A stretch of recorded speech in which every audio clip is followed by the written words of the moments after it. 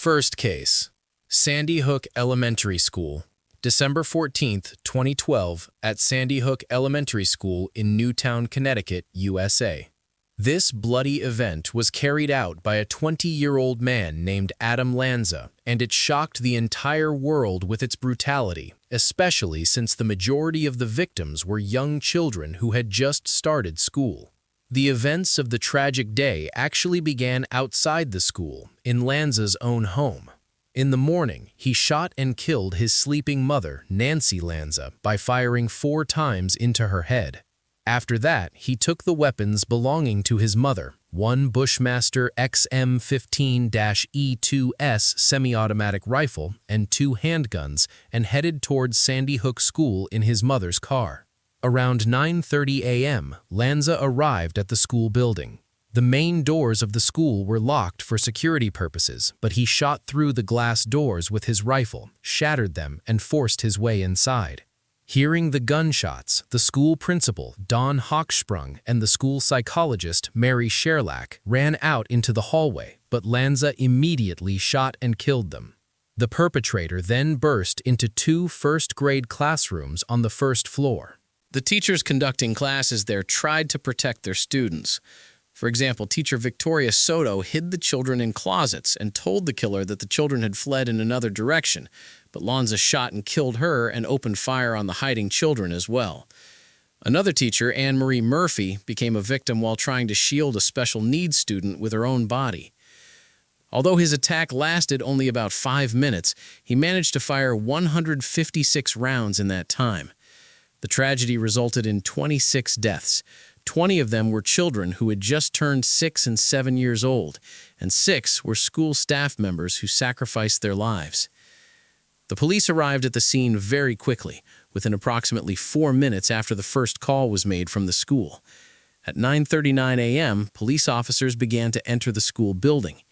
Hearing the approach of law enforcement, Lanza shot himself with his handgun in one of the classrooms at 9:40 a.m., committing suicide. The reasons that led the perpetrator to commit this horrific act were studied for a long time. Lanza had suffered from severe social isolation, Asperger's syndrome, and obsessive-compulsive disorder for many years.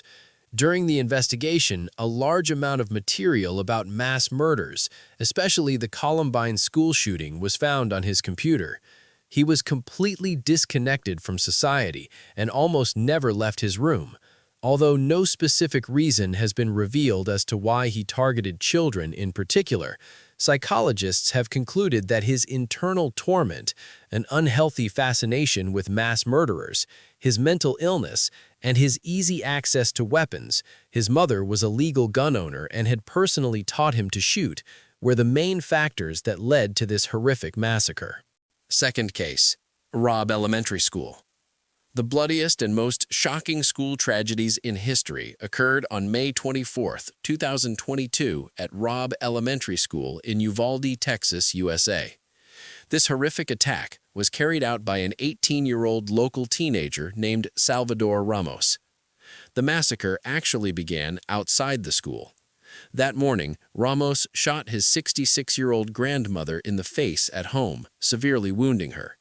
He then stole his grandmother's car and crashed it into a ditch near the school. Dressed in black tactical clothing and armed with an AR-15-style assault rifle and a large amount of ammunition, Ramos freely entered the school without any hindrance through an unlocked back door at 11:33 a.m. Once inside the school, he burst into adjoining classrooms 111 and 112 through an unlocked door and mercilessly opened fire on the 9-10-year-old children and their teachers inside. As a result of this brutal bloodbath, a total of 19 innocent children and 2 teachers were killed, and another 17 people sustained varying degrees of severe injuries. During the tragedy, examples of heroism and unimaginable efforts to survive were evident. Teachers Eva Mireles and Irma Garcia sacrificed themselves to the killer's bullets while trying to shield their students with their bodies.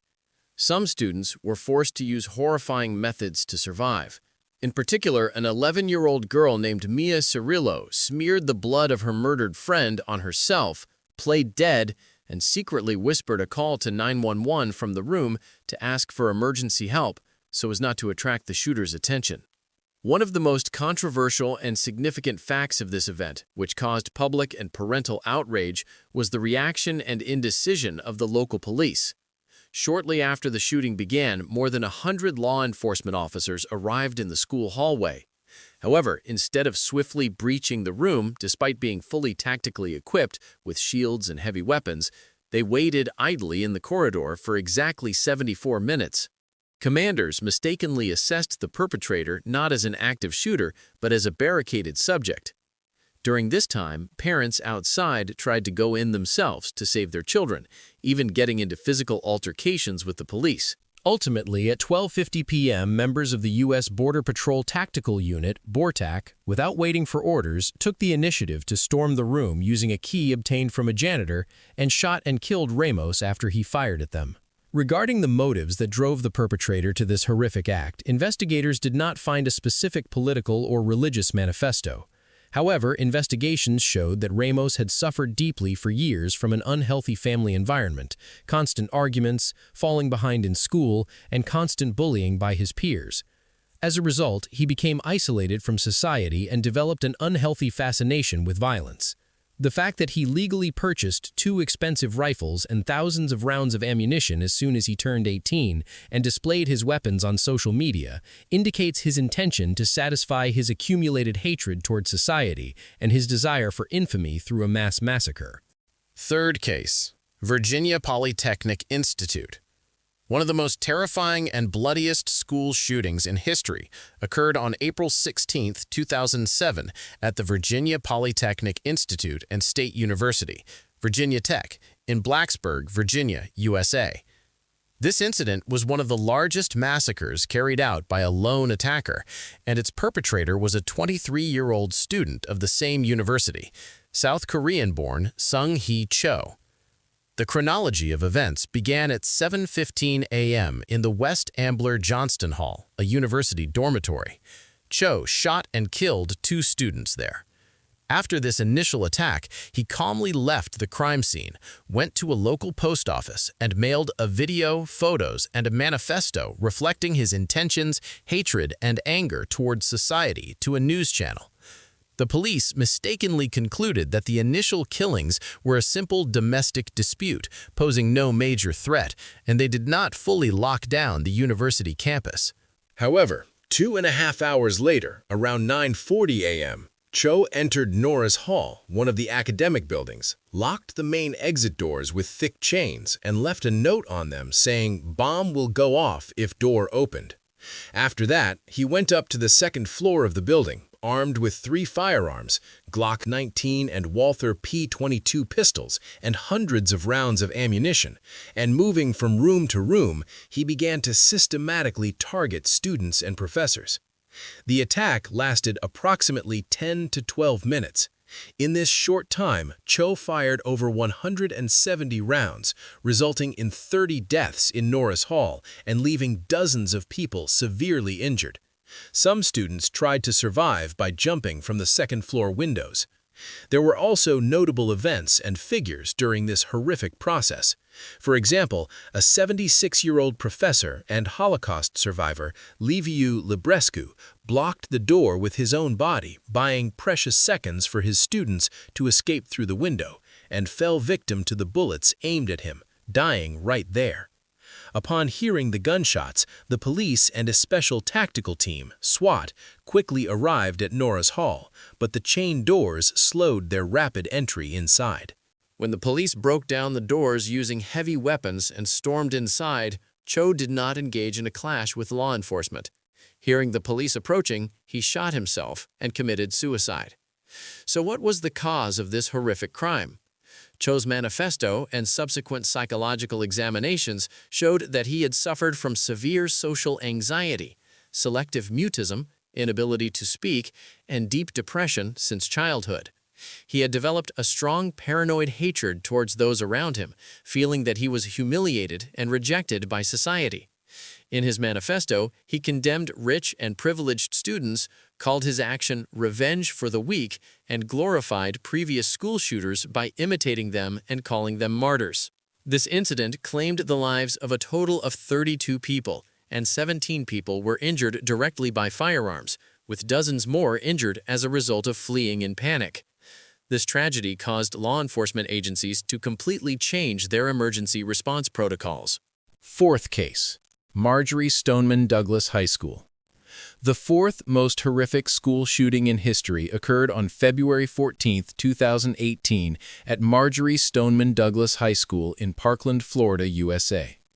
This bloody massacre was carried out by a former student of the school, 19-year-old Nicholas Cruz, who had been expelled due to his behavior and disciplinary issues. On the day of the tragedy, at 2:19 p.m., Cruz arrived at the school in an Uber.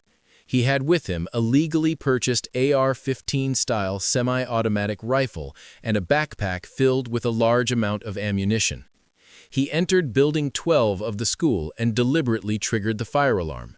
His goal was to draw the students sitting in classes out into the hallway and artificially increase the number of targets. As students and teachers began to pour into the hallway upon hearing the alarm, Cruz mercilessly opened fire on the classrooms and the people in the corridor. He roamed the first, second, and third floors of the building, orchestrating a massacre for exactly 6 minutes. In this short time, he shot and killed 17 people, 14 students, and 3 school staff members, and injured another 17 people to varying degrees. The heroes who sacrificed their lives in this tragedy are remembered. The school's football coach and security guard, Aaron Feiss, died using his body as a shield against the bullets to protect the students. A 15-year-old student, Peter Wang, held an exit door open so others could escape, falling victim to the killer's bullets. The actions of local law enforcement agencies in this incident sparked massive criticism. The armed police officer assigned to the school, Scott Peterson, did not enter the building when the shooting began.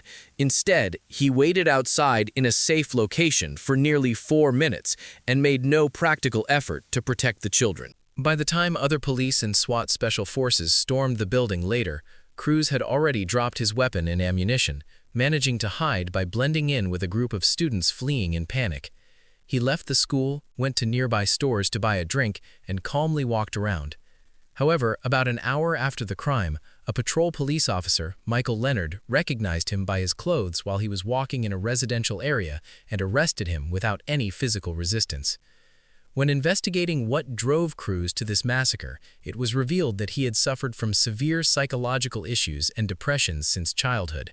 He had a history of animal cruelty, posted racist and anti-Semitic content on social media, and had a fanatical obsession with violence, particularly with bladed weapons and firearms.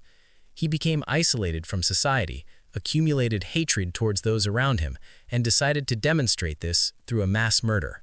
Fifth case, Columbine High School. The fifth of the most horrific school attacks in history, which marked a unique turning point for the whole world, occurred on April 20, 1999 at Columbine High School in Colorado, USA. Although attacks with higher death tolls occurred later, this very event became the most infamous and bloody symbol of modern school shootings and is considered a terrifying tragedy that dealt the strongest blow to societal psychology. This bloody plan was meticulously prepared in secrecy for over a year by high school seniors, 18-year-old Eric Harris and 17-year-old Dylan Klebold. On the morning of the incident, they planted 2 homemade bombs made from large propane gas tanks and connected to a timer in the school cafeteria. Their true goal was not merely a shooting, but to blow up the cafeteria, kill hundreds of students, and gun down the fleeing survivors as they waited in the courtyard. However, the bombs failed to detonate at the scheduled time. After that, at 11:19 a.m., the killers were forced to change their tactics. Taking their weapons, 2 shotguns and a 9mm semi-automatic Tech DC-9 handgun from their cars, they began mercilessly firing at the students sitting on the lawn in the school courtyard. The initial killings took place in that courtyard. Then they stormed into the building, immediately shooting at anyone they encountered in the hallways, regardless of whether it was a teacher or a student. The most horrific and brutal part of the massacre occurred in the school library. They sought out the students hiding under the tables in the library one by one, interrogated them at gunpoint, mocked them, and then shot them in cold blood. During the active attack, which lasted just 49 minutes, they killed 12 students and 1 teacher, while severely injuring 21 people to varying degrees. Teacher and business coach William Sanders showed true heroism in moving students to a safe place, saving the lives of hundreds of children, but he himself was struck by the killer's bullets and died as a result of severe blood loss. The tactics used by local police and special forces in this incident are considered to have caused a massive loss of life. According to the response protocols at the time, the first police officers to arrive at the school did not enter the building immediately, but set up a perimeter and waited for a heavily armed SWAT team. They engaged in a brief, long-distance shootout with Harris and Klebold from the outside, but did not dare to storm inside and stop the killers. By the time the SWAT team fully entered the building, the killers had already completed their bloodbath.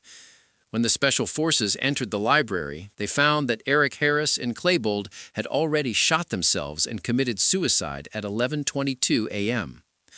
The reasons why the perpetrators committed this act were meticulously studied by FBI psychologists for years. Although they were initially thought to be victims taking revenge for school bullying, investigations showed that the true reasons were entirely different. Eric Harris had very strong traits of clinical psychopathy, cruelty, a lack of empathy for others, and a God complex. Dylan Klebold, on the other hand, was a deeply depressed, profoundly gloomy, anger-filled individual with suicidal tendencies.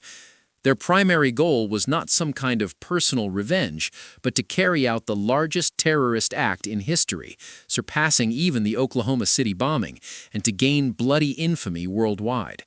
It was this very Columbine tragedy that fundamentally changed all tactical emergency protocols for U.S. law enforcement agencies, training police officers to immediately seek out and eliminate the shooter as soon as the gunfire begins, without waiting outside.